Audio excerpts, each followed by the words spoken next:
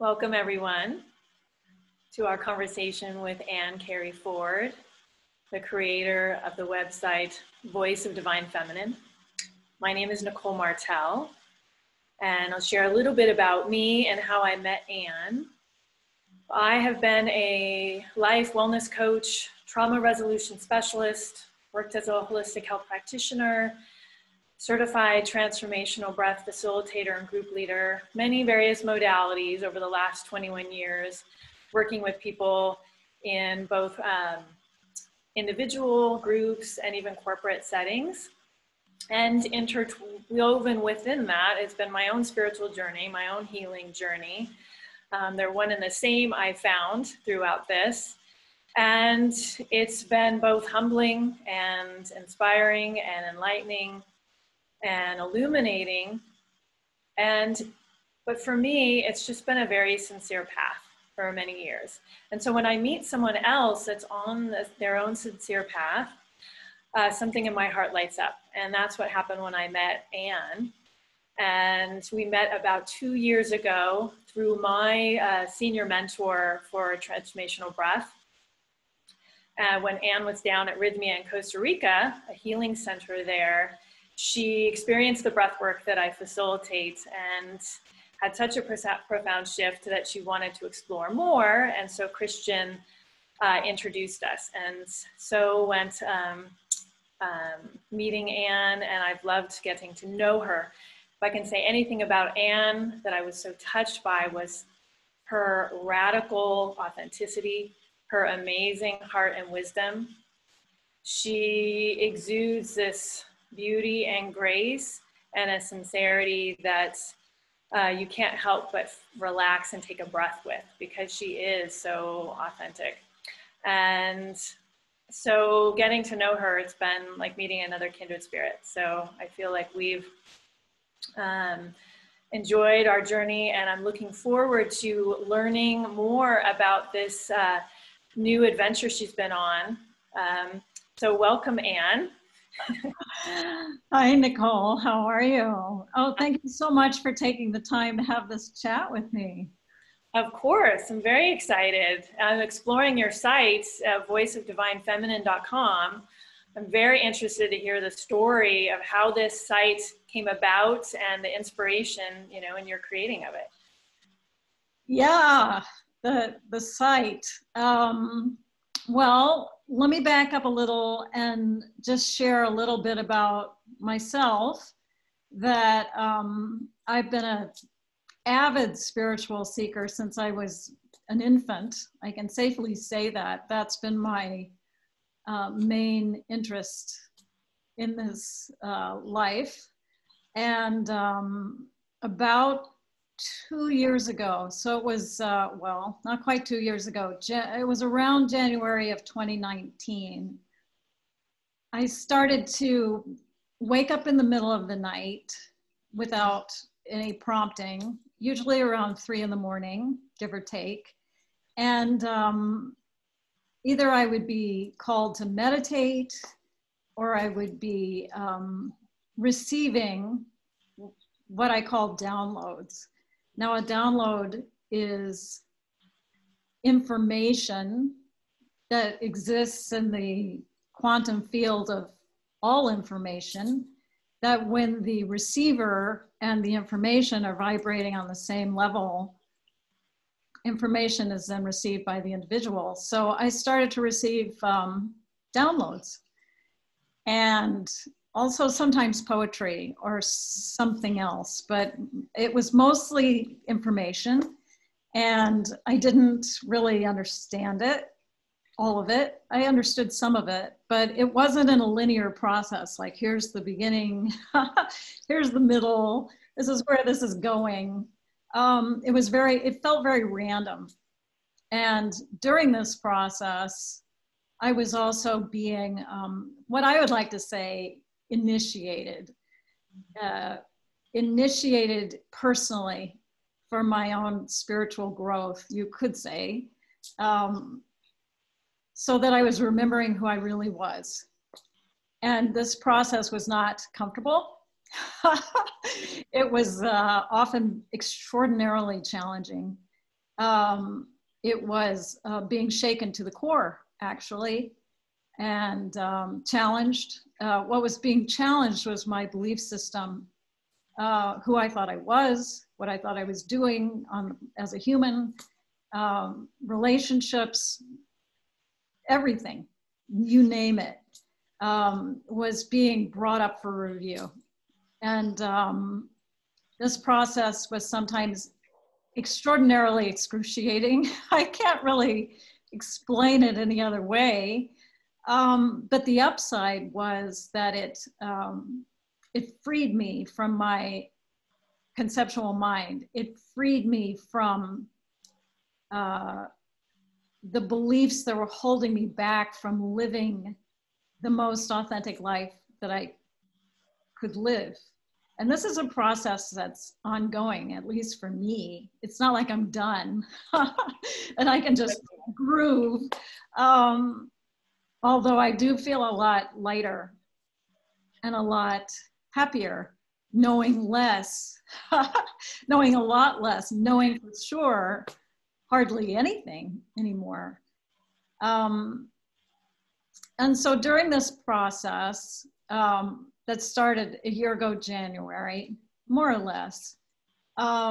It was very consistent every night. And so I didn't write most of it down, honestly. I thought, I don't want to be one of those people who writes their memoirs about this, extraordinary time in their life, blah, blah, blah. I really almost had an allergic reaction to thinking that I was going to use this as any kind of platform to promote me. But there's always something else around the corner. I'll tell you what, I was almost like kicked in January of this year to put this information out somehow. And I didn't want to write a book because that takes a long time. And there was an urgency to this kicking. It was almost like, do this now, do this right now. I'm like, I don't want to. What do you have to? It doesn't matter what you want. So long story short, I decided on a website because a website is malleable. A website doesn't take as long as a book. Then there were all these pieces, these non-linear pieces that I had to assemble. So I thought, well, a website is more like I could make it like a round ebook, so that it's not like chapter 1, chapter 2, chapter 3, that it's more like a mandala, that there's a center, which I called the shift, which is the time that we're in now, right now, as a collective. And then there's all these rooms outside this central room, and all of them are coherent part of the whole. Nothing was added for fluff, or because I thought that might be fun, or, it's like it's all integrated together, but someone can visit whichever room they want, and it's all part of the same thing, which is presenting the importance of the divine feminine energy at this time during the shift. Now, at that time, I didn't know that what the shift was going to look like. I didn't know that it was going to be precipitated by COVID-19 and all the stuff that happened on a global level with that. I just knew that there was going to be a breaking apart of systems, not just one system, but all systems. We're going to go like that up for review, just like my personal systems had done, except this was for everybody. And so my voice needed to be put out there. And when I say I was kicked, it wasn't like I have a council of elders or any spirit guides with quotes around it or anything like that was kicking me. I really can't tell you where this prompting originated. I actually don't think it matters. All I knew was that I needed to do this and I needed to do it now. And I really was kicking and screaming, kicking and screaming. So for 3 months, January, February, March, I spent all day, every day from 4 in the morning, let's say, till 11 at night in my pajamas, sitting at my computer with just massive piles of notes and drawings and poems and stuff all around me. Like it was the biggest labor of love I've ever executed. And that's saying something, because I've done some stuff wholeheartedly in my life, but this was a massive undertaking for me. To get out of my own way was really what it was teaching me as I did it. This is not about you, is not about you. So I put it out, and it launched on Easter, which was sort of an accident. I didn't plan that, but that's the day it came out. And that was about 2 weeks into COVID-19 in the United States. So as we've progressed to now, today's July 18th or 17th, something like that, I can see much clearer in hindsight, how this played into the context of what was about to happen. But I've also kept getting more information. And of course, I did research on the topics that I was hearing about, because honestly, I had never really ever thought about divine feminine or any of it before. This was all new to me. So I was being educated along with anybody else that might be looking into this stuff. So so that's the short version of the story that led me to put up the website. I appreciate you sharing that. And I find it interesting that this is a new area for you, because knowing you for as long as I have, you just seems like that natural embodiment of the divine feminine. Well, and maybe that's why it's picking on me to be a voice. I don't know. And the website, if I may say, is lovely. It's a feast for the soul. And it has that authenticity and the heart to it, but it's very clear and easy and fluid to navigate. And the wisdom is just pervasive throughout. But it wasn't just more information that's out everywhere, that, you know, it was an experience. And I love that. There was something that settled inside of me, and that I felt heard and received by what's shared in the website. Oh, good. I really appreciated it. Yeah. And so I'm curious, hearing from you, because in the spiritual world, there's a lot about the divine feminine, but I'd love to hear what comes through in your experience of what the divine feminine is. Yeah, as I said, I did my research as well, and I found a lot of things that I absolutely did not resonate with as far as defining divine feminine. The best way that I can describe my own understanding of divine feminine energy is that it's the part of us as humans, whether you're a man or a woman, that has been suppressed and ignored in the, let's call it the previous paradigm, the time that we are definitely moving out of. I mean, nobody can safely say we're living in the same world that we were living in three or 4 months ago. So that aspect of our nature, our human nature, is probably called divine feminine because it's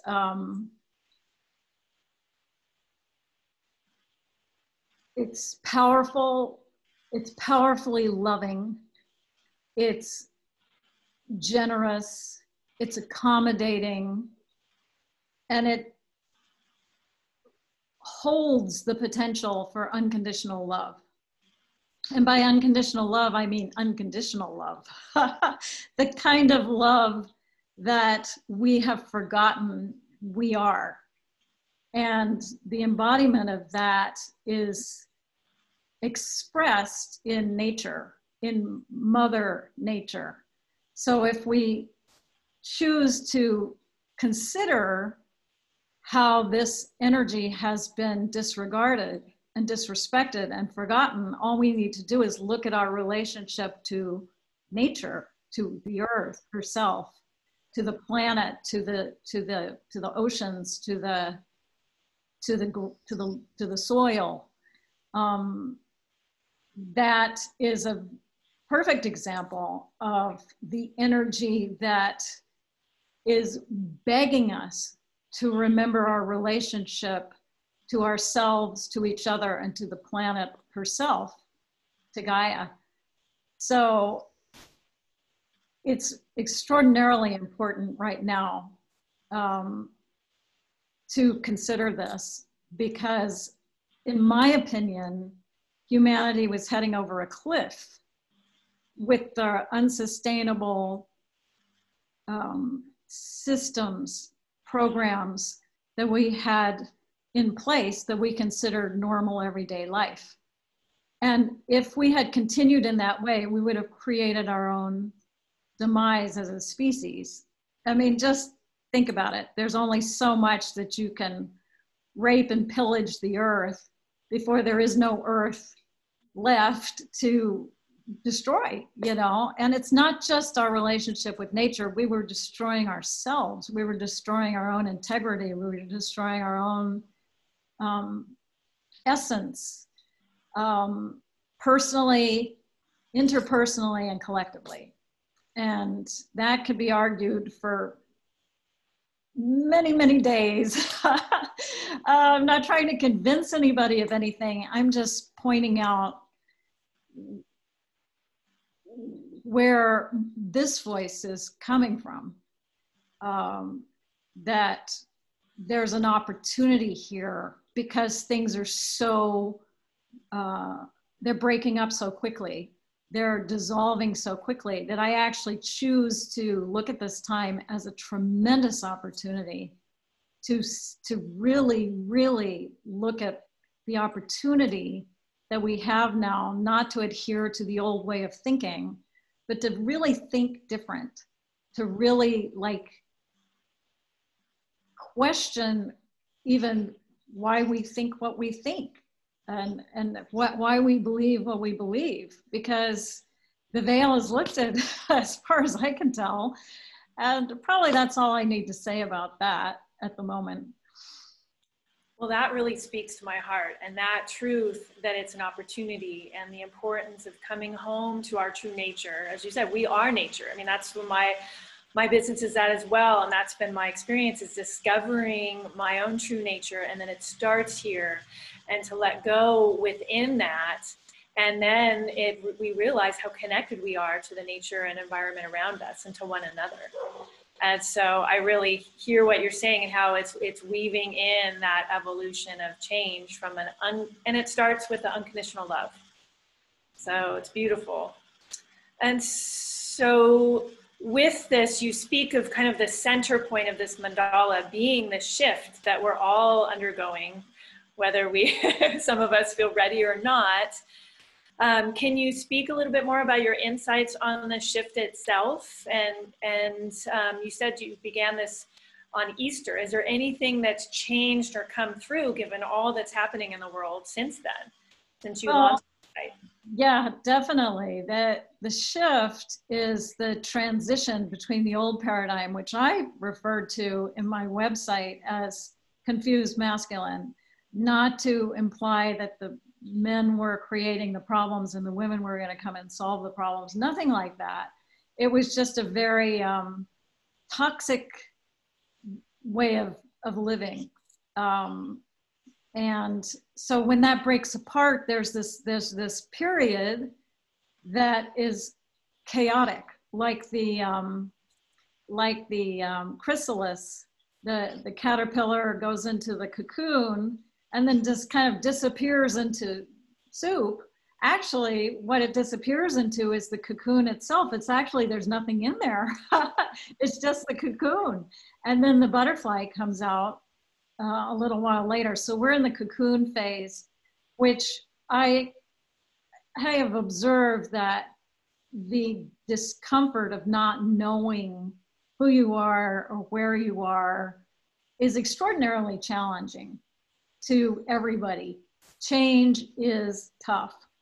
People don't change unless it's tough. That's interesting too. So usually if you're comfortable, you just stay where you are. You're just comfortable. So, you know, yeah, you. But that's the sort of the chrysalis stage that we're in right now as a collective. That means every man, woman, and child on the planet is going through the same metamorphosis, which is not comfortable. It's extremely chaotic and extremely challenging. And I'm sure there isn't anybody who would disagree with that. You know, it's just, what do we do during the challenge that's so vitally important? Because trying to recreate the old way of life, first of all, I don't think it's possible, even if someone wanted to recreate it. But there's an opportunity now to create what's next. Because I believe through my study of quantum physics with Dr. Joe Dispenza that how we think, how we act, and how we feel creates our personality, which creates our personal reality. So for ourselves, how we are being at this moment is worth paying attention to. How we're manifesting, even if we're just manifesting, making a cup of tea or making up our bed or taking a shower, it doesn't mean you have to do grand things to save the world, but how you are actually holding your own sovereignty, your own awareness, where you're placing your awareness right now. Well, it's always been important, but now it's obviously important that where you're putting energy is where it's going to manifest. So we could create an entirely new way of being that could be based on unconditional love, which, you know, if we're creating something new, why not create something that's that magnificent? That it's very possible, because unconditional love is who we are. That's what we actually, that's our true nature. So it seems to me that there's a tremendous opportunity for those that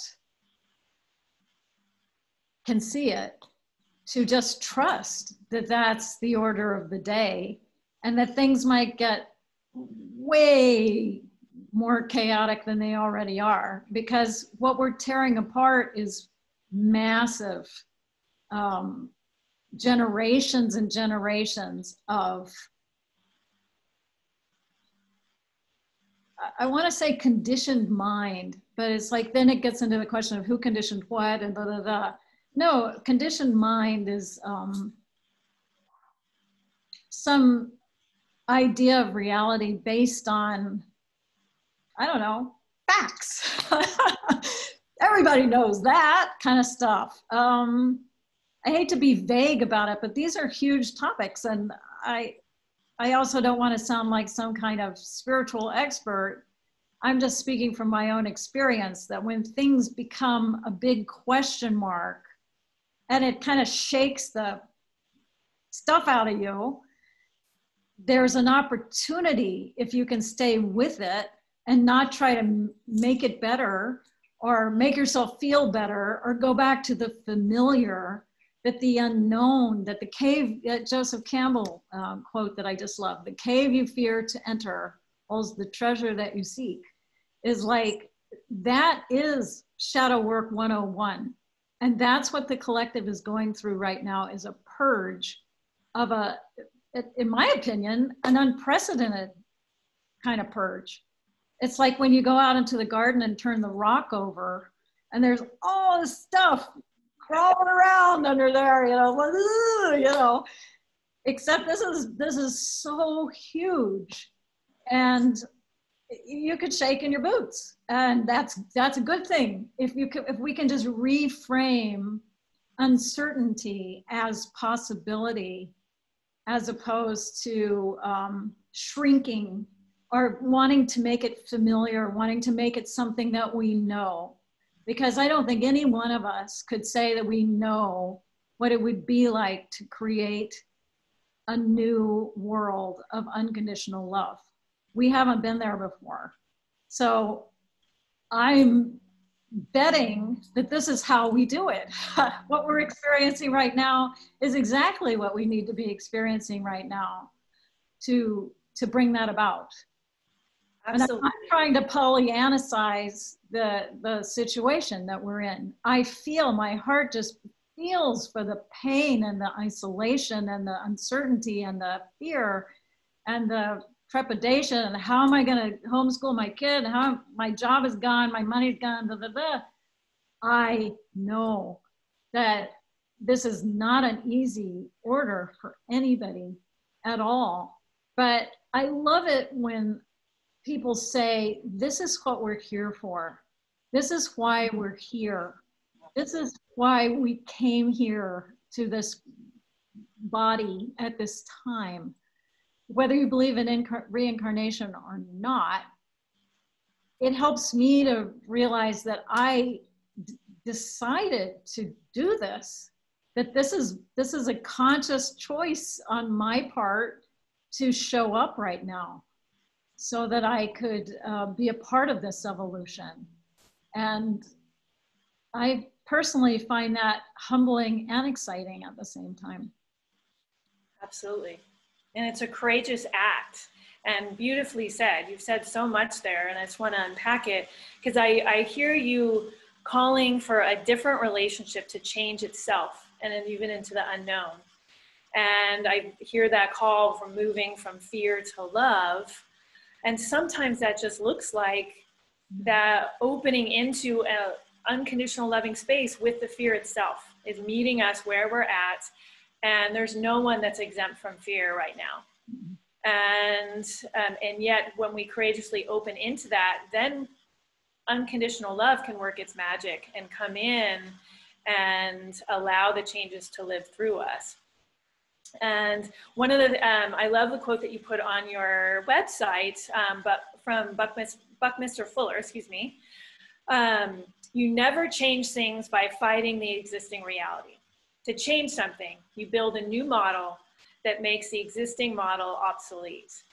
And so that speaks to what you're saying, that's, you know, what wants to come through us that's new and in more alignment with our truth and our well-being, as opposed to the old paradigm of how we've been playing for so many years. You know, I'm so glad that I studied quantum physics for a while, because quantum physics states that in the quantum, there are infinite possibilities, ones that we never thought of before. When we're talking infinite possibilities, we're talking infinite possibilities, things we can't even imagine. If we were to download every piece of information in the quantum field, we would just probably combust and go crazy and never be seen again. We're talking, that's what we're experiencing right now. That is the unknown that we're being forced to explore, whether we want to or not. We didn't get to vote on this. This is happening. So I just say, you know, if you're choosing from the menu of life, choose something amazing, choose something beautiful, connected and natural and whole and peaceful and all the things that people really, really want. You know, why not? Right. And it starts even subtly within ourselves, as you said, of just even giving ourselves even the slightest sense of that possibility can be a soothing balm within all that's happening. But where we put our attention grows. You hit the nail right on the head. It has to start on a personal level. This is not spiritual bypassing of just tying a bow around something and saying kumbaya. I mean, honestly, this is where you get to walk the talk of anything you know about who you really are.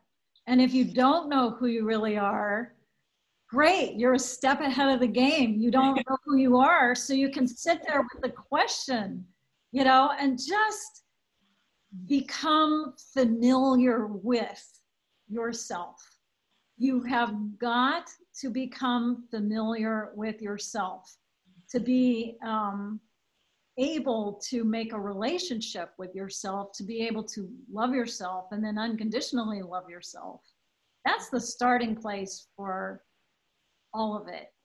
And everyone has that opportunity right now, whether they know it or not. If they do it or not is up to them, I suppose. That's all I have to say about that.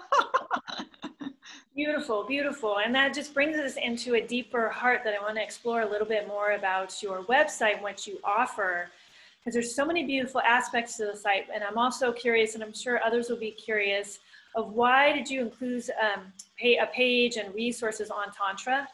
Because that, from my own experience, is where we get to be raw and seen and vulnerable. And those are the scariest places often in our experience. And you really speak on your site of how Tantra can really open up a profound shift within our being and how we connect with ourselves and within a loved one, our partner, and relating to the rest of the world. So I'm excited to hear how that came through. Raw and real and vulnerable is exactly like what I was saying, is your relationship with yourself. Being honest with yourself, being truthful with yourself, being real with yourself. In other words, not trying to move into some idealized version of who you think you ought to be as a quote unquote enlightened person or a cool person or a great person or an influential person. It's loving yourself completely as you are, you know, your imperfect perfection as you are right now, right here. And then as you relate to yourself that way, extending that willingness to the most significant other in your life, so that you have the reflection of the partner and you. Because if you're showing up in an authentic, intimate relationship, you will be shown all the things that you don't want to see in yourself. And the way we used to have intimate relationships was more of the bargaining aspect of, I'll show you this, but I won't show you that. Or I'll do this for you if you do this for me. So that we kept it as tidy as possible, but that didn't really work out very well. Most relationships were dysfunctional, and I'm just going to call a spade a spade.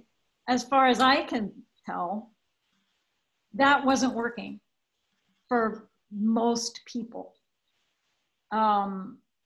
So since we're reinventing everything, that seemed like the logical starting place, is to give people a chance to consider how they could reorient themselves in an intimate relationship, which is a tall order. It's not easy. It's simple, but it's not easy. So it's a possibility as a practice of sacred sexual union. And there's lots and lots and lots of books about it. I've read some of them, maybe 20 of them, I don't know how many. Disagreed with most of them, thought that's not what I was getting. That's not the information that I was understanding. What I was understanding was the practice of transparency and how to love what is in yourself and with your partner as it happens, without any projections into the future, without any memories of the past coming in, shading that now that is. And if someone was willing to do that, how that could ripple out into society, into the families, into the communities, into, you know, and become the generator, if you like, of unconditional love, of that unconditional love. We're not talking about creating you know, perfect or anything. We're talking about loving despite and because of everything. That means really like flipping the spiritual ideas on their heads. You are them, they are you. It just creates a whole different way of regarding this thing that we call life. I don't know if I'm making any sense right now, probably not, but I'm saying it anyway. And for me, it's so liberating to hear as a female, because how I was raised was the opposite of that. Yeah. I mean, I grew up not feeling like I could even go out of the house without makeup on, or, you know, I had to have my hair curly, and that I had to look and be a certain way. And the stress that that has created in my body, and how that moved through my life, and how that undermines my relationship with myself and others. And so, you know, what you're speaking is just permission to be, and to be the truth of who we are, you know, whether it feels ugly or beautiful, but that there's beauty in all that shows up, and that we can relax and let ourselves go. And that's the love that, as we let ourselves do that, that can create real connection and freedom and well-being. Absolutely. Well, I debunk a lot of that stuff on the Tantra page on voiceofdivinefeminine.com, that we have this notion as women that we need to be a certain way and act a certain way and look a certain way. And it's actually not real. I think I got this hint maybe, I don't know, 10 or 15 years ago, when I saw a television commercial of, it was during Christmas time, of this perfect couple standing in front of a doorbell, and they were dressed in green and red outfits, and the snow was gently falling, and they had perfectly wrapped presents in their hands, and the person answers the door, and they were invited into this beautiful turkey dinner. And I thought, that's nobody ever. Nobody has ever done that. Intelligence said, that's not real. That's not real. And yet it's in every television commercial, and people are wondering why they're depressed during Christmas, because they don't have the perfectly wrapped presents and the perfect tree and the perfect turkey. I don't know about you, but my Christmases, when we had them a long time ago, we haven't done them in a long time, was the family sitting around arguing with each other. And I'm like, this is we're being canoodled here to think that that's real life, that the real life picnic has ants and wadded up pieces of paper and people's hats blowing off, and then on television it's people sitting in this like perfect picnic that doesn't exist. And the same thing for standard of excellence for women, that their breasts have to be perfect and their eyes have to be perfect and their wrinkles have to be perfect, blah, blah, blah. I mean, just pick something and you can see that we've been canoodled. And I, for one, I'm not buying it anymore. Is like, that's all of it's a myth, including all of it, like pretty much all of it. It is. And, you know, and that's why we operate from, I'm not enough, for this core unworthiness that disconnects us from our hearts and ourselves, you know, especially that divine feminine, and doesn't allow us to really get to know what wants to come alive. And that leads me to another aspect of your site, of the heart section.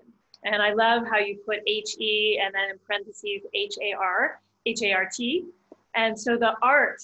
And so can you speak a little bit of why you did that, and that portion of your website and the importance of the creative expression through the divine feminine. Yeah. Well, I've been a performing artist for most of my adult life. I was an actor, professional actor in New York, and then I was also a concert singer. And this was a huge, huge aspect of my life, and always very simpatico with my spiritual life. I consider them to be really the same thing. So I wanted to put up some videos. I mean, the heart page, art is the expression of the heart, because we're living a life that's so profound and so unexpressible. When we're really like making an expression from the heart, it's an abstract expression, because it has to be, because life isn't literal. It's an experience of something that moves you, you know? And so art is the expression of divine feminine. That is the expression of unconditional love. Whether it's great art or unknown art, or it's just great to understand art in that way. So what I did was I curated, I think, maybe 10 or 12 of my favorite art pieces, performing arts, that if you watch them on the heart page, you actually tune into the energy of divine feminine. So it's an experiential thing. These are not polished performances by, some of them are well known, some of them aren't, but it takes you into that space. It does. Some of them are grainy, some of them are rehearsals of things. It doesn't matter. This is what did it for me. These are videos, most of them I've watched over and over and over and over again. Really, really, they move me.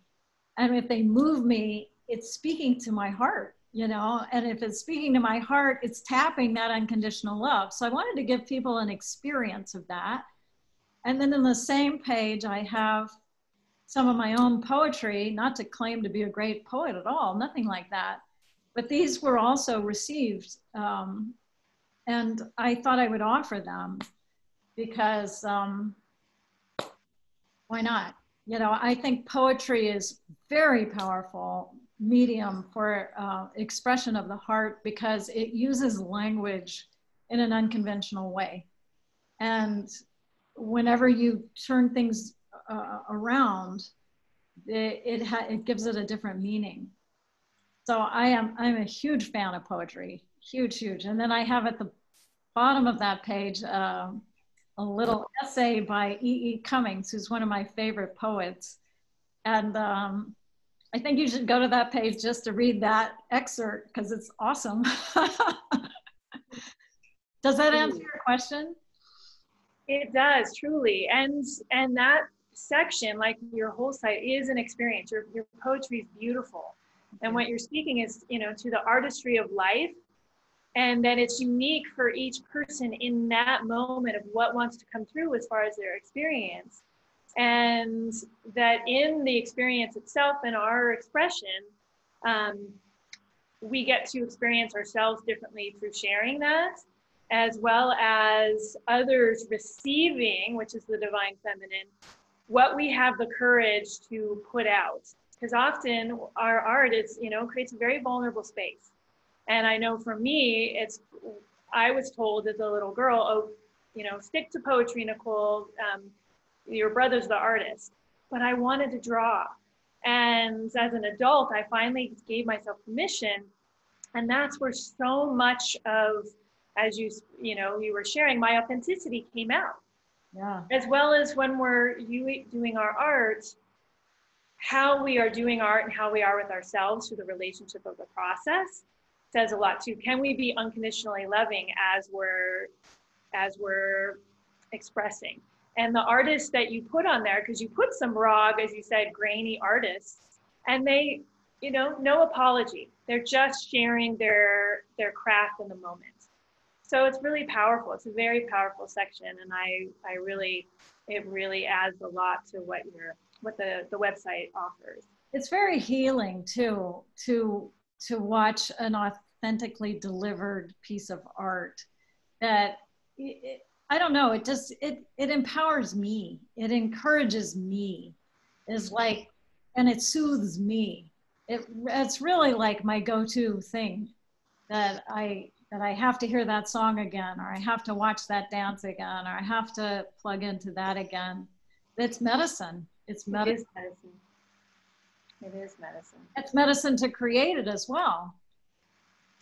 Very true. And what you share when we do, it's an inspiration, because it's a call to light that fire in our own hearts, you know, to bring that art to life and to be vulnerable enough to see what wants to come through. So if you were to ask a little kid, can you sing? Yes. Can you dance? Yes. Can you draw? Yes. Can you make something with clay? Yes. They just check all the boxes. It's like, oh yeah, I can do all that stuff. Yeah.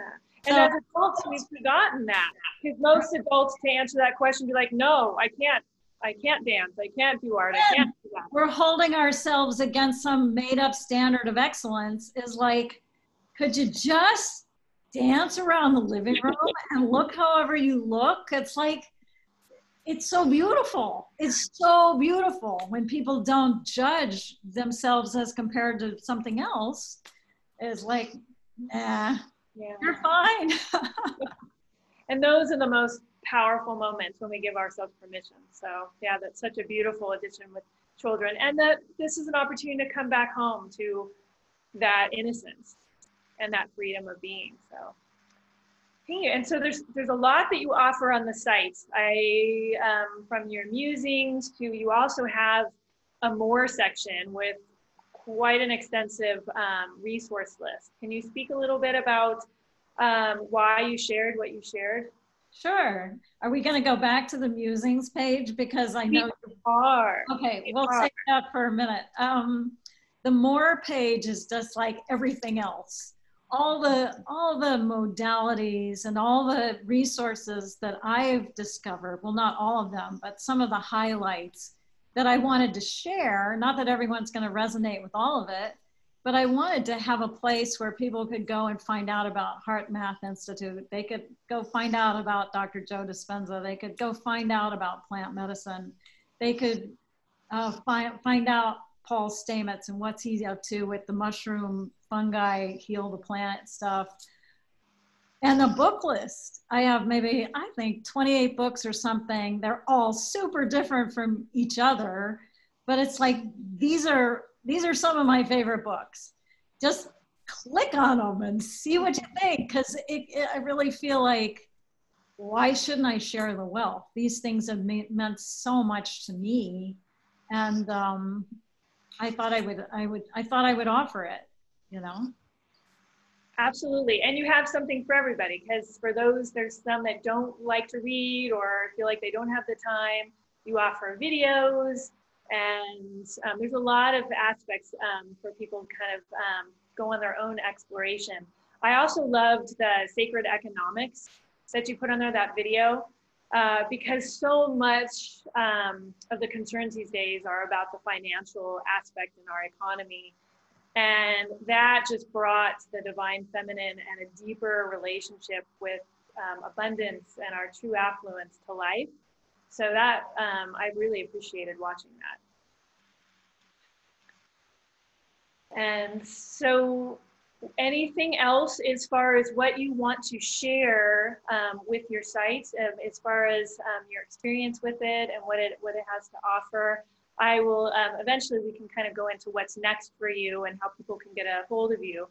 But I just want to, as we're kind of in the heart, so to speak, of exploring your website, is there anything else in relation to the divine feminine that you would like to offer? Yeah, I want you to go back to the musing though. Well, that's where I was going to, I wanted to end with that, because okay. That was, but that's totally fine, because it's perfect timing now, because I really, Anne has a musing section, and so it was kind of the voice of divine feminine moving through her. And I think the voice of the divine feminine is moving through all of us, but her musing sessions were quite profound. And there was one section that really spoke to me as far as a shift in our beingness of creating the world that we want to create. So I wanted to share one of Anne's musings, if she's comfortable with that. And it's called Heal the World. And I'll just read it, if I may. If we can learn to love every bit of ourselves if we can learn to love every bit of ourselves authentically, this willingness to balance our masculine and feminine energies within ourselves will produce true self-acceptance. This begins the revelation and revolution of love.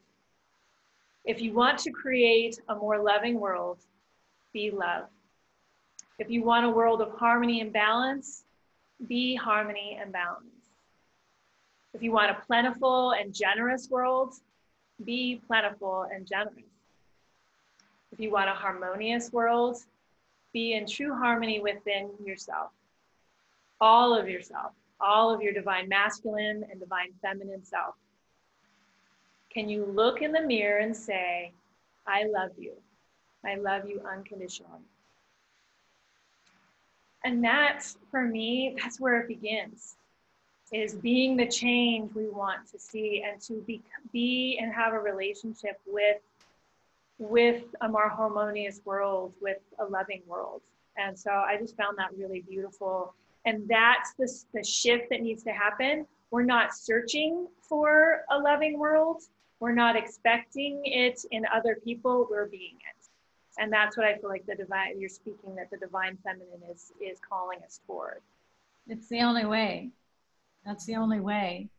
You know, it really is, it's the alpha and the omega here. We're talking that there is nothing else to work with, you know, and then naturally things will happen or not.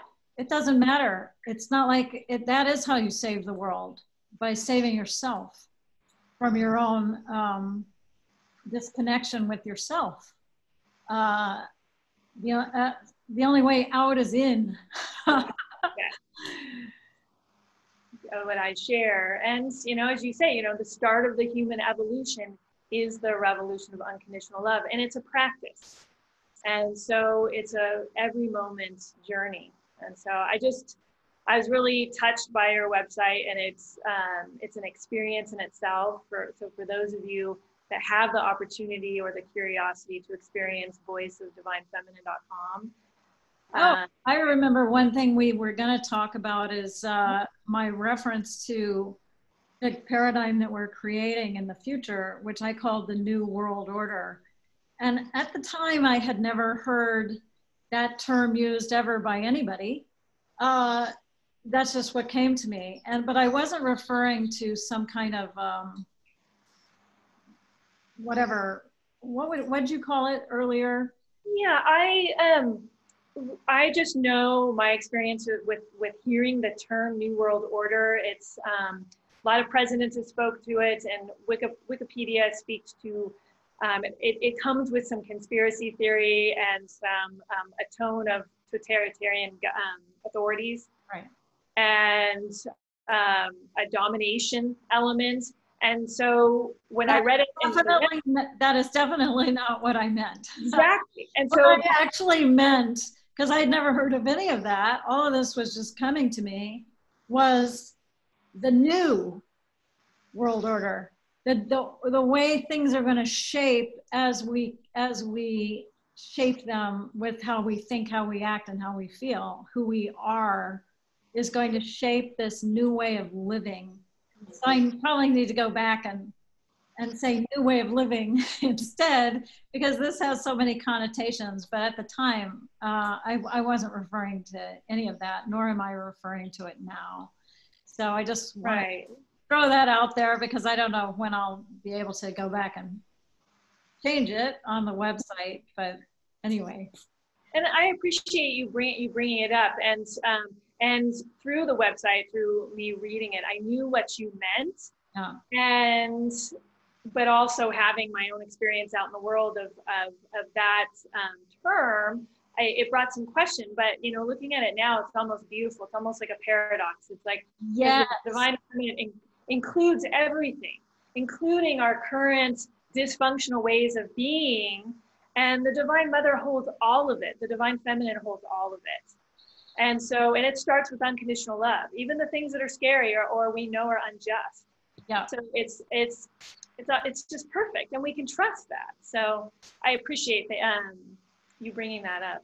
Yeah, absolutely. And people can reach out to me through the website. It's there's an email at the bottom, but I'll just give it to you now. It's voiceofdivinefeminine@gmail.com. So if you do visit the website, please connect with me, and we can start dialogue. I'd love to hear from you and know who you are. Beautiful. And finally, what's next for Anne Kerry Ford and the Voice of Divine Feminine? I have no idea whatsoever. I know I don't know. I have no idea. The last thing I want to do is start marketing myself as some kind of anything. And yet, I'm sure stuff will happen, you know, or not. I don't know. So I have absolutely no plans.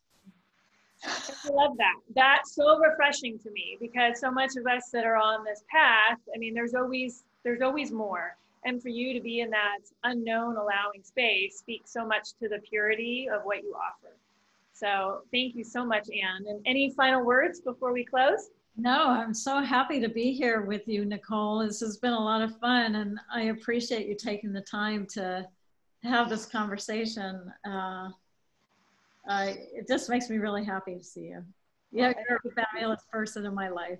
Oh, well, I love you, and it's been a joy, and I thank you so much for all that you share with the world. It's quite a gift. Thank you, my love. Thank you.